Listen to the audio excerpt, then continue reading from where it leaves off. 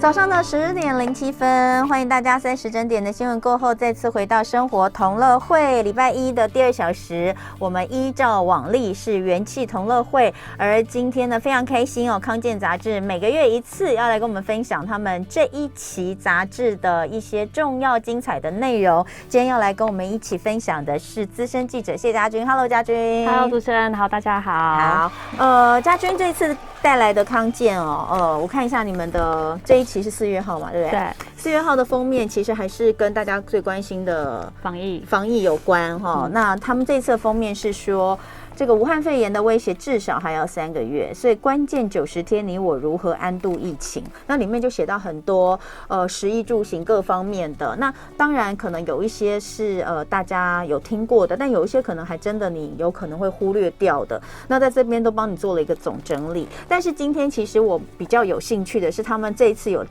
另外一个特别企划啊，是救枕边人，小心打呼会要命。这个救枕边人其实有2个含义，一个是救在打呼的那个人，因为他有可能会真的就是成为大家所说的这个睡眠呼吸中止那就算没有在睡梦当中这个发生什么事情，可是长期的这种状态，他睡眠品质其实是非常差的，早上起来可能精神都会很差，然后一整天都觉得很累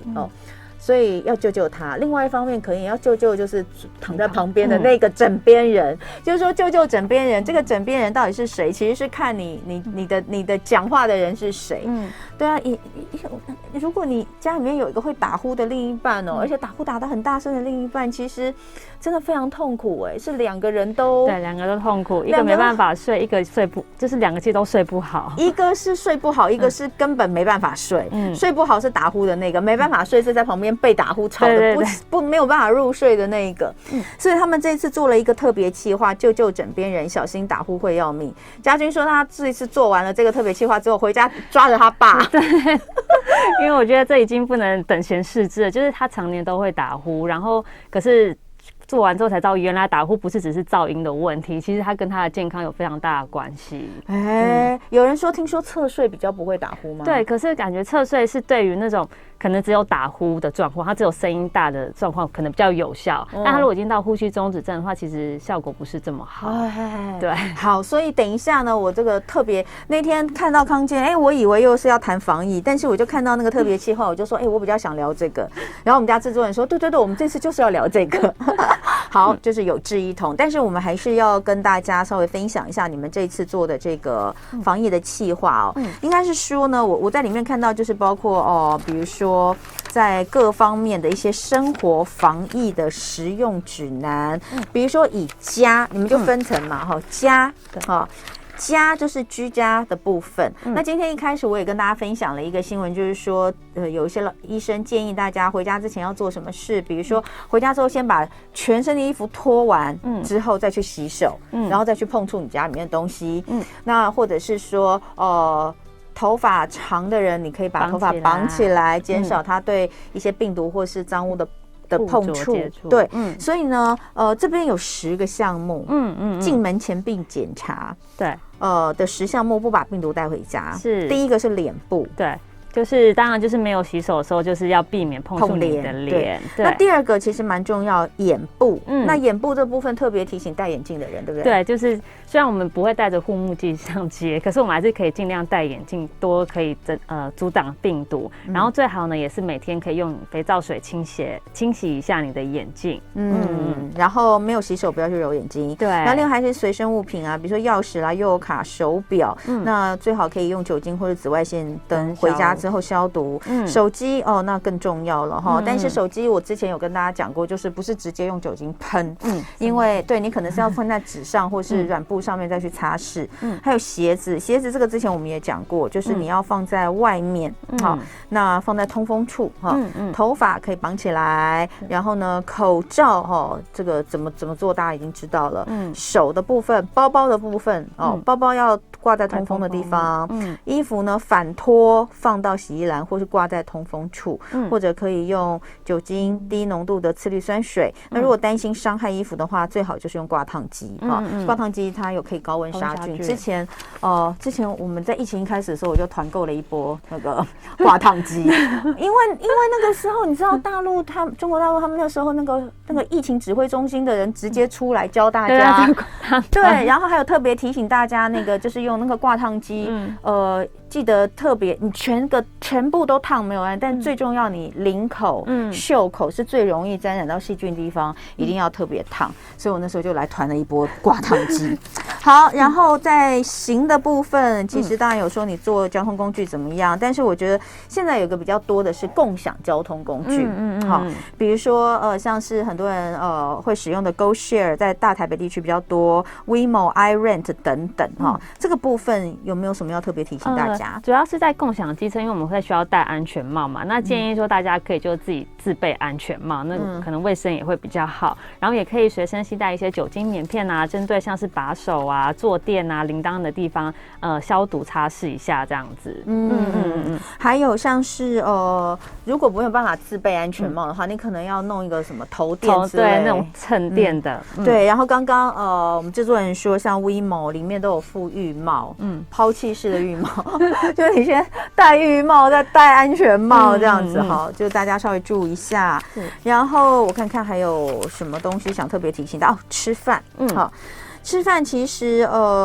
有哪些地方？比如说，假设你去餐厅的话，有哪些地方是你们列了6样，说是比较容易沾染病毒跟细菌的？对，除了大家比较知道像是门啊、门把啊、厕所的水龙头之外，其实大家常常会有去吃水饺或者吃什么火锅料，它会有共用的酱料罐。哎呀，对我怎么都没想到。对，你可能大家都会去那边沾啊，去那边用啊，其实这是很多会接触到的地方。然后还有自助餐的那个夹子啊、菜夹。对，面包店也是有菜那个夹面包的那个夹子，大家夹完就放回去啊。还有一些菜单啊，可能就大家翻一翻，或是撕了几张，然后其实大家都一直这样子在看的。对，所以这部分就是你摸完之后，最好还是可以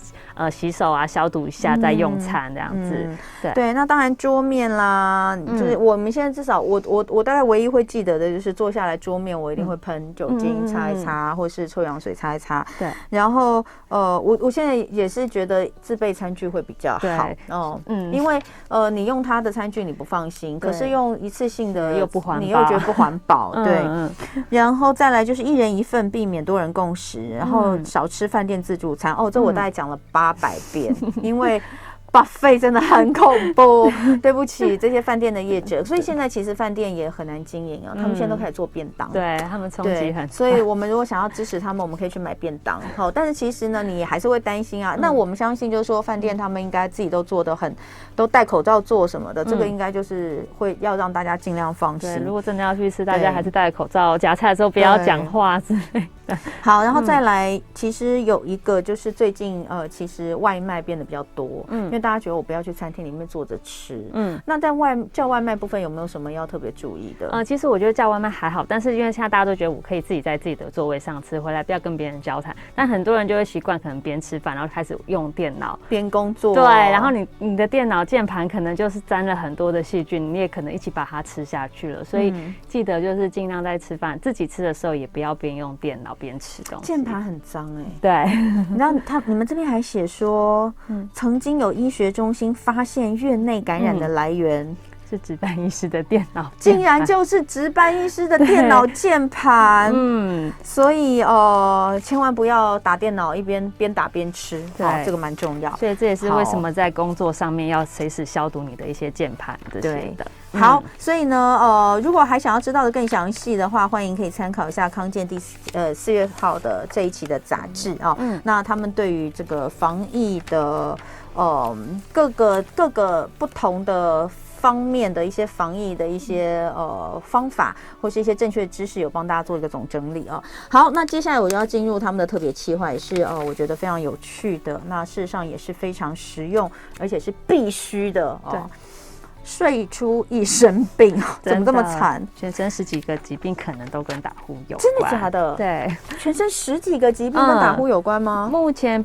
已经有比较多的证据证实的，主要就是高血压、心血管、中风啊、心脏病这些都可能跟你打呼有关，因为你是长期的呼吸，你打呼然后呼吸中止缺氧，它会增加你一些心脏功能的负担，所以有可能重度的呼吸中止症，你没有治疗的话，你中风致死的机会会比一般人高3到4倍。对，然后重度的患者平均寿命可能会少10到15年哦。你们有去做那个调查，就是说现在到底有多少人有这个打呼的困扰吗？应该是说。国内的台湾睡眠医学会他们有调查，就是国内大概有80万人有这样的睡眠呼吸中止症，对，但是呢，可能只有1成的人他们有去就医，然后确诊过。可是即使他有就医确诊，他可能也只有1/4的人他有在长期追踪治疗，有80%的人他们可能都没有没有治疗，或是治疗之后又中断了，对。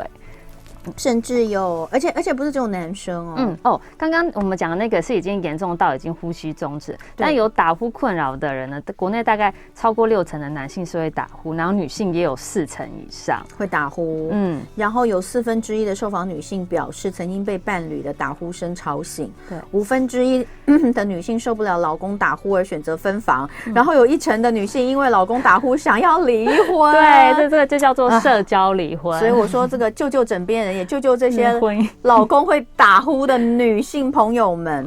但是说句实在话，就是打呼有分严重跟没有那么严重的，对不对？我们怎么来区别它的严重程度？其实我们真的会说到很严重，是它可能已经从打呼到呼吸中止症这真正的疾病中间，其实还有一个叫做上呼吸道阻力症候群，它可能也是你在呼吸的时候阻力是提高的，你的空气没有办法很顺利的进入你的体内，可是它还没有到真的呼吸已经停止了。然后可是如果你已经进入到上呼吸道阻力症候群，你可能就是也会常常肩颈酸痛啊、腰酸背痛啊。可是你已经到呼吸中止的话，就是你睡觉的时候，你的呼吸可能会终止超过10秒以上。对，10秒，到几秒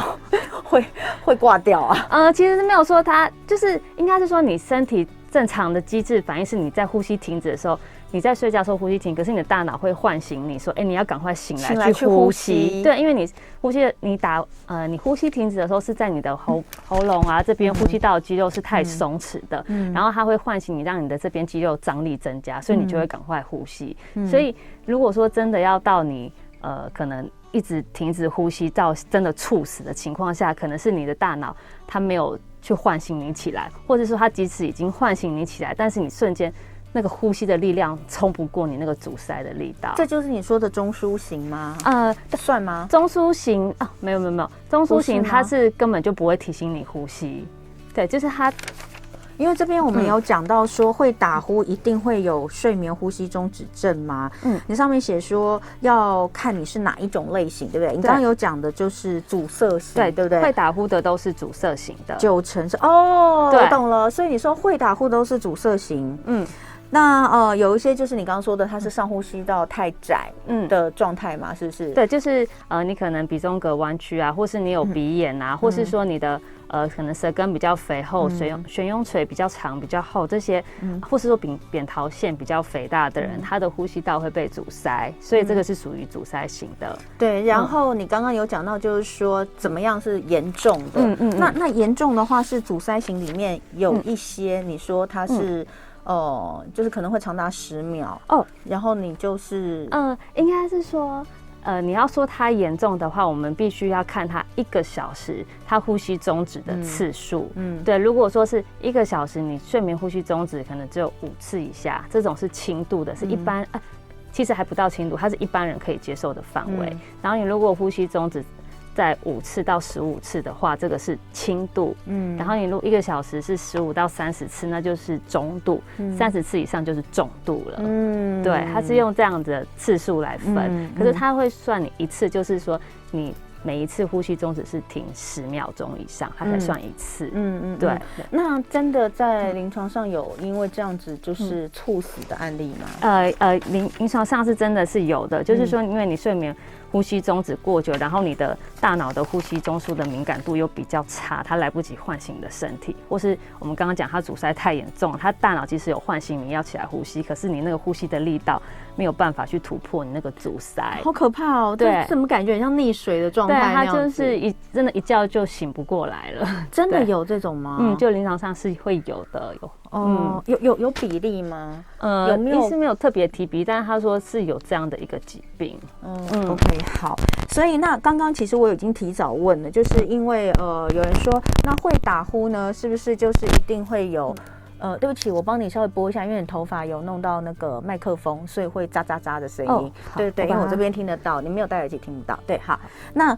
刚有提到说会打呼就一定会有睡眠呼吸中止嘛？那其实这边也做了一个分别，就是说要看你的打呼是哪一种型。刚刚有讲到阻塞型，90%都是这种人。好，那这些人里面，你上面写说有1/4有呼吸中止症。对，就是阻塞型就是呼吸道是不通畅的，它是阻塞的，所以他会打呼。然后他打呼这种人，他可能再严重一点，大概就会到呼吸中止症了。所以以阻塞型来说，他的这一类的人几乎都会打呼，他的症状之一都是会打呼。然后中枢型呢，它是因为他大脑的呼吸中枢是异常，它不会发出讯号提醒你要去呼吸，所以其实他的呼吸道是很通畅的。可是你看他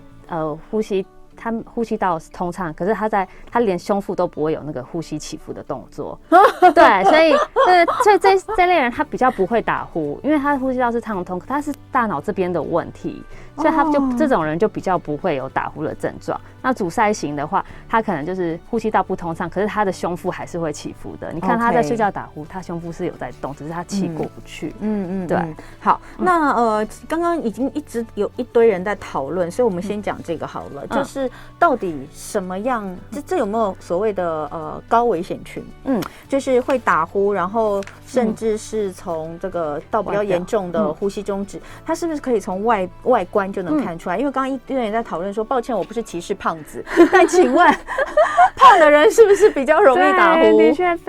临床上非常多的患者几乎都有肥胖这个共同的症状。对，因为肥胖它会让你的脂肪容易堆积在你的呼吸道这边，所以它会造成你阻塞。尤其是男生可以留意说，你的脖围如果超过40公分以上的话，就要特别留意。对，然后我们刚刚也提到，为什么说是男性？因为男性的脂肪也本来就比较容易囤积在就是喉咙啊、颈部这一边。那可是女性就要注意了。女性虽然在我们更年期之前，我们有荷尔蒙的保护，我们脂肪不容易囤积在这边。可是等到你停经之后，你少了这个保护，你的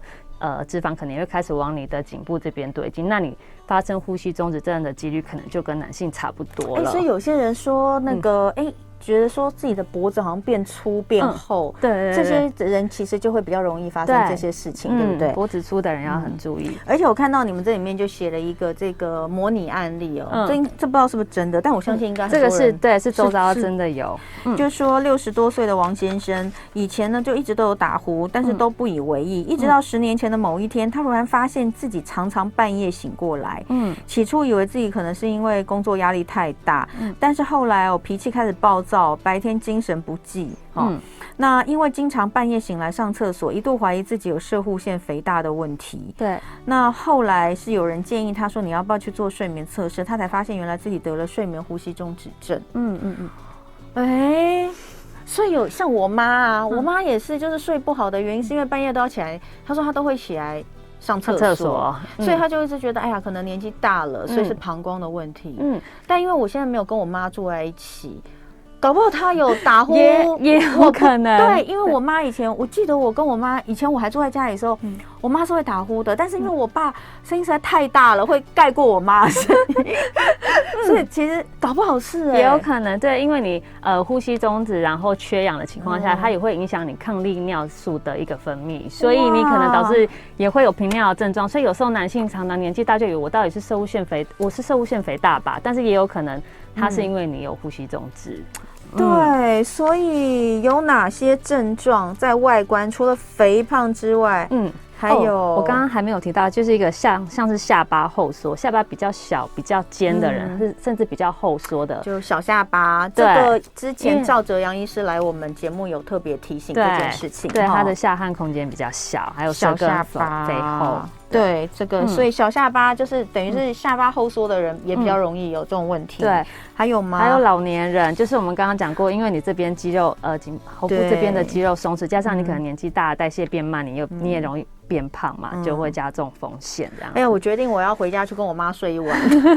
来看一下我妈是不是有这个问题。哎，真的有可能哎。好，所以呢，刚刚因为有人一直在问，所以我们就先讲这个。但其实我们刚刚是先要告诉大家，睡眠呼吸中止其实远比你想象的要严重。是你不要以为说哦，哎呀，就是因为有些人可能不知道自己有，然后只是觉得很累，然后很容易醒。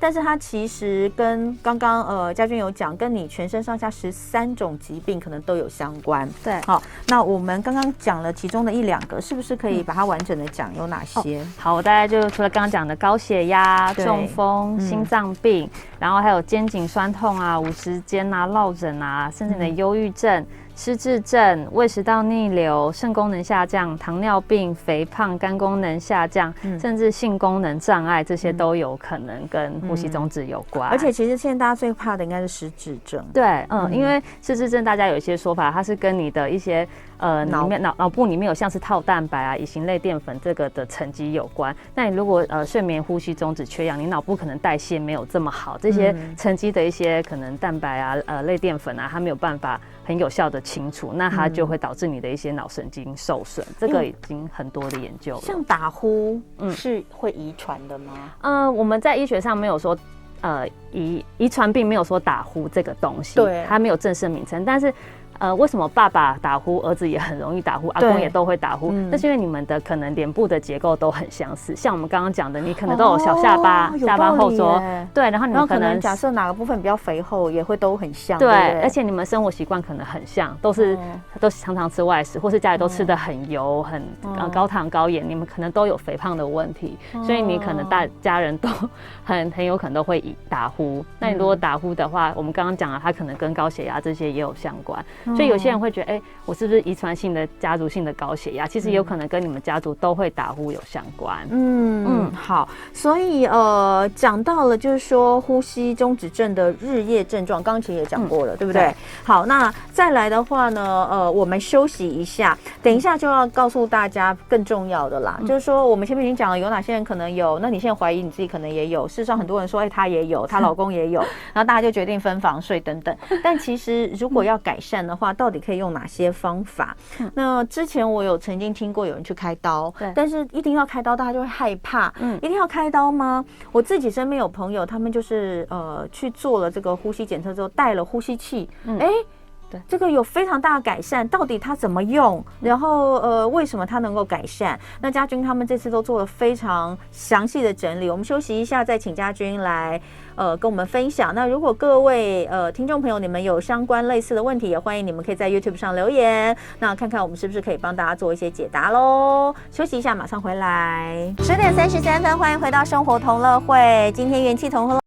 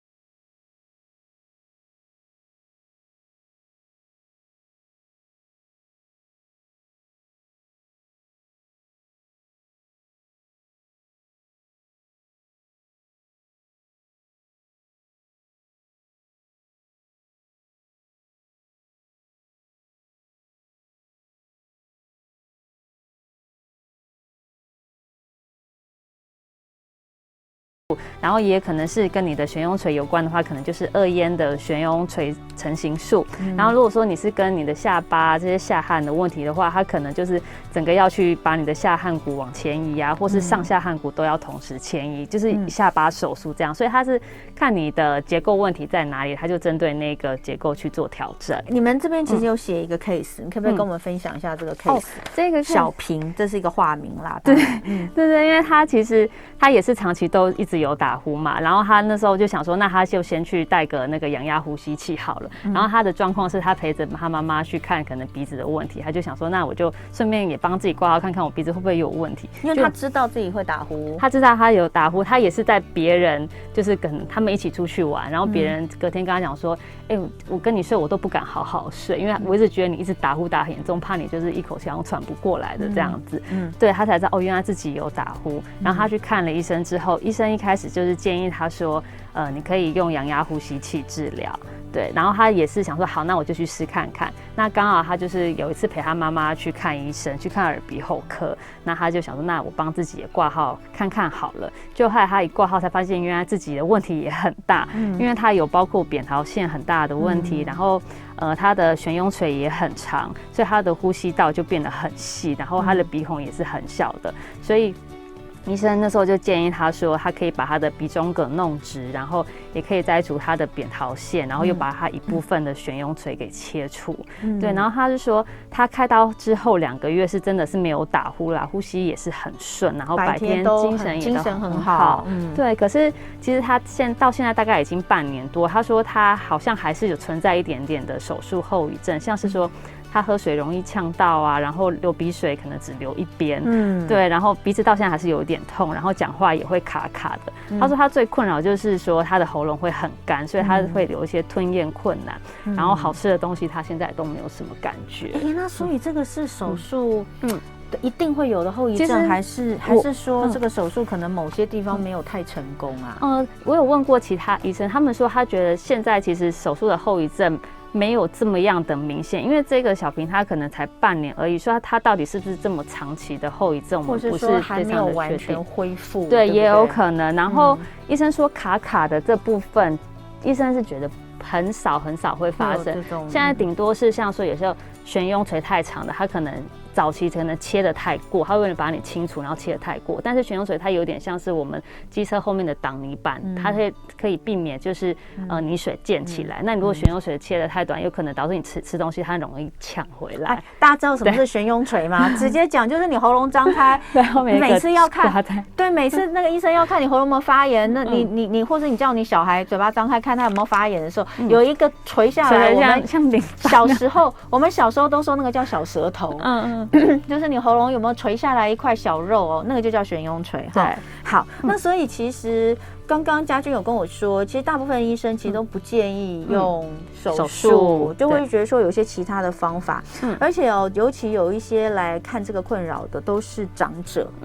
老年的朋友，那可能不只有这个睡眠呼吸中止，它可能会影响到他的一些身心，出现一些身心症状，可能都跟这有关。那当然你说叫老年人动不动来，你就跟他说，我们开刀，他也会吓死。对，所以其实医生有更好的建议方式，对不对？其实我那时候在采访医师的时候，我也很好奇说，为什么越严重的患者，你们反而会建议他要用氧压呼吸器，就是不要用手术治疗？他说，因为你长期的缺氧，你的可能心脏、身体的负担都是比较大的，所以你要动手术，你可能要特别去评估你的心脏功能、心肌功能，对，所以他也可能在预后的表现可能也会有受到一些影响，所以他们越严重的患者，他们不会越直接的要建议你去做手术，除非是说像是你很清楚你的问题就来自是结构的问题，对，然后你可能也没有同时其他有什么肥胖的一些的问题，因为你如果把这些结构问题改善，可是你的脂肪还是这么堆积的这么厚，你可能通道也不会说太畅通，对，所以医师会评估说，你如果说你是比较稍微看起来比较瘦，就是比较没有肥胖问题，然后你又很明显了解你是结构问题，比如说你是扁桃腺很大的话，那这种你就可以建议看看说要不要透过手术。所以如果说针对那个比较肥胖的病人，他会建议你要减重吗？会吗？你看我们有一个 Jackie，他说他想办法减脂就好了。他说他自己就有那个睡眠呼吸中止的毛病。他说那个因为他后来就是减重减脂，他说现在已经没有了，已经3年都不会。但他减很多啦，他真的是减了10几20公斤有，所以就是这个也是一个一个方向。对，那但是这个阳压呼吸器我们现在可以有阳压呼吸器的画面吗？不会有的话，因为它在116页有3种，一个叫做口鼻罩，一个叫鼻罩，一个叫做鼻枕，对不对？这个是阳压呼吸器是首选，对不对？那这个到底是什么东西？我们那个图片的部分，它有没有找到？就是对，没关系，没关系，对你用讲的好了。对，好，阳压呼吸器它要先跟大家强调，就是阳压呼吸器它不是给你氧气，因为你已经呼吸道阻塞，你再给你氧气也进不去，所以它是要把你的就是它会侦测到你在呼吸道阻塞或是阻力提高的时候，它会把压力从你的鼻腔导入呼吸道，它要打通你的那个阻塞的地方，让你可以正常的呼吸。对，所以它是给你压力，它不是给你氧气。对，它的重点是要打通呼吸道。对，然后呢？阳压呼吸器它是一个主机，可是它一定要再搭配一个面罩，所以它有可能是罩住你鼻子跟嘴巴同时罩住的，也有可能只罩住你的鼻子，那也有可能只塞你的鼻孔。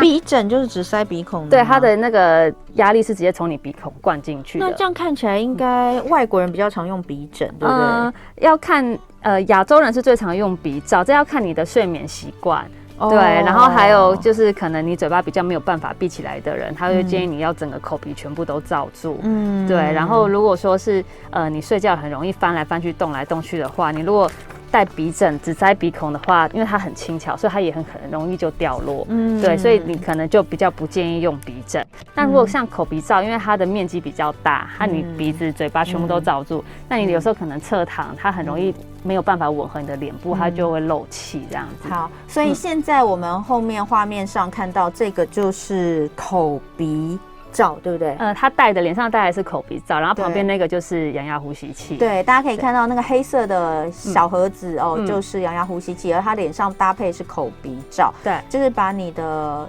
整个脸其实就是占据了1/2。好，那除了这个阳压呼吸器之外，好，我们先讲一下，它适用所有的呼吸有问题的患者。对，基本上不管你轻中重度，它都可以戴阳压呼吸器，也可以消除鼾声。对，也可以，因为其实就打通了，就不会打呼了嘛。对，就是现在重点就是很多人戴不习惯，因为它就像我们刚刚讲，它有可能漏气，然后它如果气直接灌到你的胃部，你可能也会有胃胀气的感觉，或是你隔天会觉得喉咙很干，或是有些人戴了之后脸部会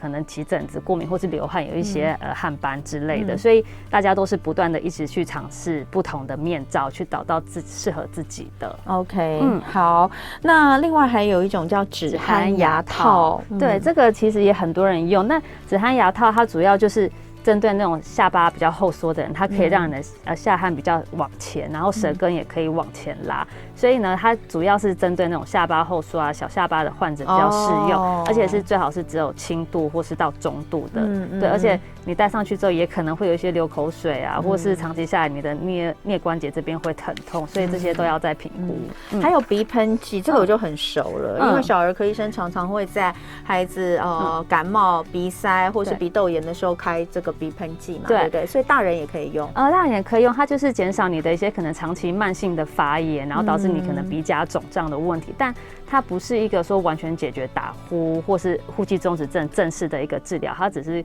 针对鼻炎的部分去一个辅助改善那样子。好，所以其实这些都是可以尝试的方法，对不对？那你们这次其实这边是不是还有几项？就是说，对你如果不用正规的治疗的话，如果你不用正规，刚刚有说很多民俗疗法，对，所以第一个减重有用，我们刚刚有讲，对不对？而且要强调就是，像刚刚有一个朋友就讲说他减重很多嘛，所以医师有强调说，如果你是那种 BMI 已经超过25的人，或是你是老化影响你的呼吸道肌肉张力不足，那这种人你又有过胖问题的话，你减重要超过10%以上才可能比较有效。10%，对，就是比例要蛮高的。其实也还好啊，你看如果你是80公斤，你就是减8公斤而已。对对，因为很容易。对，可能体重越重的人，他们要减下来，可能一开始会比较容易一点吧。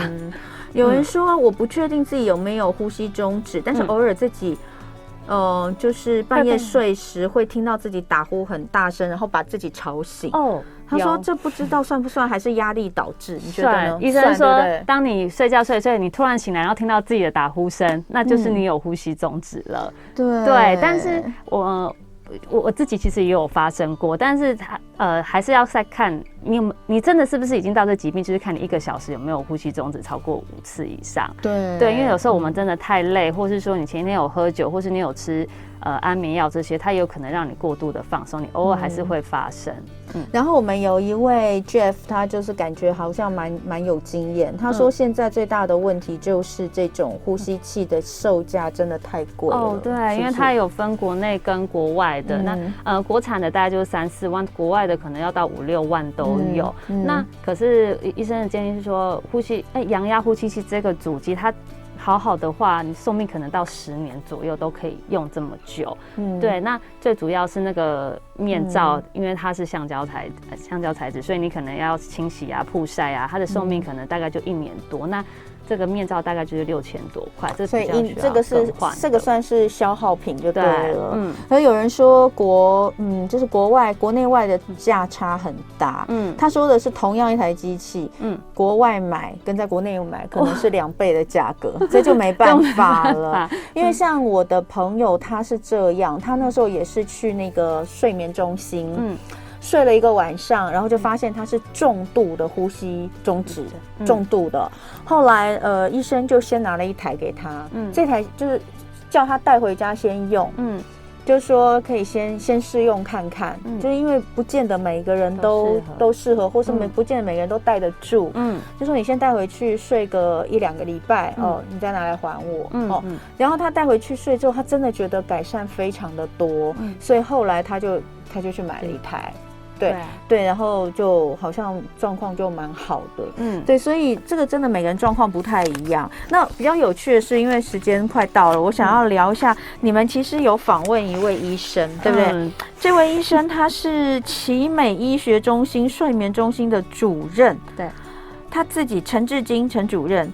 他自己就是重度呼吸中止症的患者，他是因为这样所以才去搞睡眠中心的吗？没有，应该是说他在念书的时候，其实国内对于睡眠呼吸中止症的认识还不多，所以他那时候也不知道自己其实就是睡眠呼吸中止症的患者。然后因为他说他在求学阶段，他在可能在养成医生的那个培训阶段，他也是常常就是很累，然后精神很差。那时候他都以为他是因为常常值班，所以他会精神不好。可是他有一次就是无意间他在可能在念书的时候就看到有睡眠呼吸中止症这样的一个疾病，那刚好那时候国内也开始在推这样的一个检测。那他去做了检测才发现说原来自己可能一整个晚上睡眠是被切成300段的，所以导致对才会导致他精神这么差。对，因为他是每个小时呼吸会停止36次，那我们刚刚讲30次以上就是重度了嘛。对，因为他这个一定要靠那个睡眠中心的检测嘛，才能知道嘛，对不对？对。哇塞，所以他1个晚上会中断300次。对，太可怕了。然后他的血氧浓度，像他有提到说，以他们平常来说，就是病人的血氧浓度如果降到90%以下的话，其实他都已经蛮替他们担心。后来他自己做完检查才发现，原来我呼吸中止的时候，我的血氧竟然低到76%而已。很可怕，很可怕。所以后来。他说他的这个日子是怎么过？我看这个好好笑。他说他为了怕找到，而且他说那是大学的时候，因为他的父亲也很会打呼，对，所以他一直都也不就听父亲打呼，不知道自己会打呼。然后后来呢，是到大学的时候，室友给他1个晚上录音存证。这个事情我们都做过，我也录过我老公的录音存证。对，所以他说他很可怜，他都是等室友睡了才敢睡，然后在飞机上，在火车上，觉得困，可是又怕睡着打呼被别人嫌弃，所以就一直咬手指，让自己不要睡着。刚刚我们的 Jacky 就说他好几次在飞机上睡着，然后被吵醒，然后发现大家都在看我，原来是因为我是被我打呼声弄醒。所以后来陈志金陈主任他自己怎么处理？对，因为他自己本身是医生，所以他知道一些可能手术一些可能风险或者他的成效，所以他后来决定他还是就是戴阳压呼吸器。那其实他也是经过了1个礼拜的适应，因为他说他戴阳压呼吸器的时候，有时候那个松紧带会往下掉，会刮到他的耳朵，或是有时候可能不小心漏气，他也是觉得很痒，然后一抓那个鼻罩又会掉下来。可是他大概用1个礼拜的时间他就适应了。那他这样一戴下来也是戴了就是18年左右。对，有，因为他其实这个上面有照片哦，但是我们现在我可以看得到他戴那个呼吸器，他戴的是属于鼻罩式，对不对？鼻罩式，这看起来好不舒服哦。可是以相对来说，如果他可以得到一觉好眠的话，他们也习惯了，这样对他的整个身体健康状况、隔天精神来说，还是效益是更大的。然后他自己说因为他跟他的父亲都有轻微的下巴后缩，住在同一个屋檐下，饮食习惯一样，都是体重过重、略胖的身材，加上小时候鼻子过敏、扁桃腺发炎，种种因素都让他可能就是打呼，大概都是这些因素而来。所以其实这些大家就可以去想一下，你自己或是你身边的人，甚至是你的小孩，其实我们都可以提早来注意这件事情。所以后来他戴了这个说已经戴了18年了，可能也是因为这样子，他就开始就是致力于想要帮助更多人，所以成立了奇美的这个睡眠呼吸中心。然后很有趣哦，就是有人说很贵啊或者什么东西，可是他说他觉得非常的划算。应该是说有些人很多病患都跟他讲说我戴阳压呼吸器我要戴一辈子哦。他说的确这个东西可能就是长时间就要这样子陪伴着你，可是医生会鼓励病患就想说像你在戴眼镜一样，它就是一个矫正，你戴的时候就清楚，戴的时候就不清楚，那你就把它想象成呼吸器也是让你戴了就隔天你今天就很好睡，隔天很有精神，你可能不戴你就会打呼，就是用这样的方式去把它很平常心的看待。对，然后你戴习惯了其实也就没有什么不方便。而且他说他以前都会先帮太太塞耳塞看到太太睡着之后自己才敢睡，现在呼吸器一戴，我们2个都可以同时入睡，一台呼吸器等于治疗了2个人。对，就是枕边人，不管是哪一个在讲哪一位枕边人，改善生活品质就什么都值得，但当然就是还是要看自己的状况。所以如果说听众朋友有这样的问题，其实你还是会建议他们先去看医生。对，刚有人说我是要去看耳鼻喉科吗？其实现在在做睡眠呼吸中止治疗的话，主要就是胸腔内科啊、耳鼻喉科啊，有些神经内科他们都会看，但是建议现在很多医院都有那个睡眠中心了，还是对他们这些团队他们都会在参加这里面，所以有这样背景的医生，他可能也会给你比较更多完整的资讯。可是你知道吗？那个睡眠要去排队去睡觉的人很多呢。之前我有朋友说，他也是听了我们刚刚那个朋友说有用他就跑去医院，结果他说要排2个月以后，还是要排。现在应该有慢慢国内有在增加了啦。所以你看看有多少人有这样的需要。所以呢，如果你也有这方面的困扰呢，也可以去看一下《康健》杂志第4月份的这一期的特别企划，希望对大家有帮助。今天非常谢谢家军来跟我们聊天，谢谢大家。